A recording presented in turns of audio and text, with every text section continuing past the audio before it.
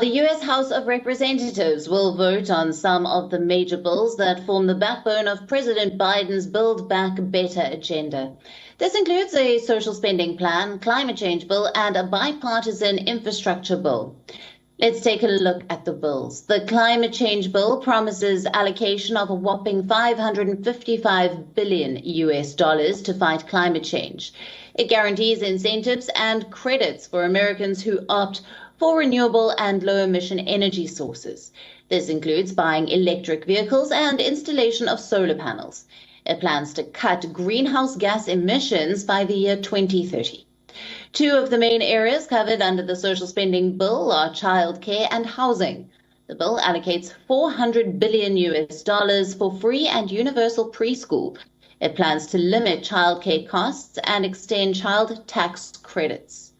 $150 billion are set to be allocated to build 1 million housing units.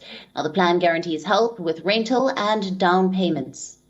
A $1 trillion infrastructure plan, which has already been approved by the Senate, will be debated by Democrats. Democrats have missed previous self-imposed deadlines to vote on the legislation. House Speaker Nancy Pelosi has said that she was very unhappy to have failed twice in recent weeks to pass the infrastructure bill. She said that she was determined that both bills could move together quickly.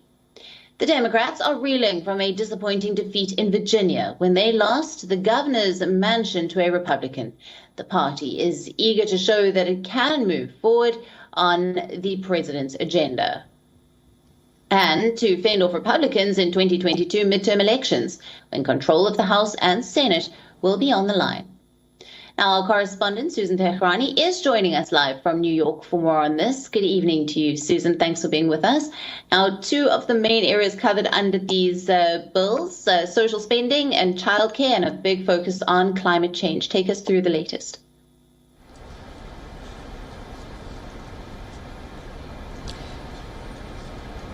So until late last night, Democrats were finalizing the bill, more than 2,000 pages, and as of now, they're basically the House is meeting right now. The situation is that many of the lawmakers have really not gone through the finalization of this bill, and they're meeting and setting up the rules for what will be a debate after this meeting.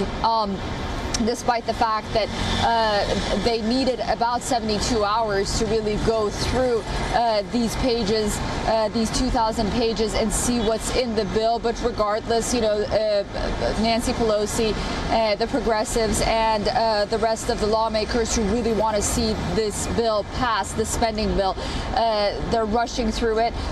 They're meeting right now. They're going to set up the rules a little later. They're going to start debating, and then much later, what they're going to do is hope to vote on this bill, and we still don't know whether or not Nancy Pelosi has the votes that she needs, even in the House, to pass this spending bill that they're rushing to get out of the House and into the Senate. Remember, there are certain moderate and centrist Democrats like Kristen Sinema and Joe Manchin who do not want to go along with this. There are 221 Democrats.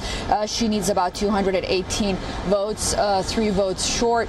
And there are many Democrats behind closed doors who aren't very comfortable, first of all, with not knowing what's in this bill completely, and second of all, with the cost that it's going to cost their constituents in the long run, despite the fact that it's being billed at $1.some trillion, some saying 1.7, 1.85. There was an independent report by the Wharton School that said ultimately it would cost Americans $4 trillion, all said and done.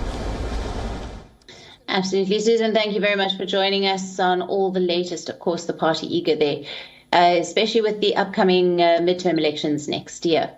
WION, now available in your country. Download the app now. Get all the news on the move.